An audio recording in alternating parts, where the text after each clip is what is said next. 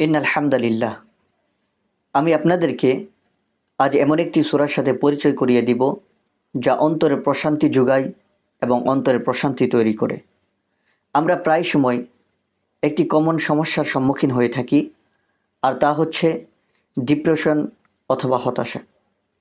হতাশা যেন আমাদেরকে তার চতুর্পার্শ্ব থেকে তার মায়াজালে আবদ্ধ করে রাখে।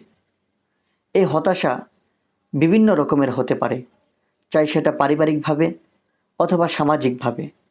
আর যখন আমরা ডিপ্রেশনে ভুগতে থাকি তখন আমরা নিজেরা ভেঙে পড়ি এবং দিশেহারা হয়ে আমরা আমাদের অন্তরের প্রশান্তি খুঁজে বেড়াই।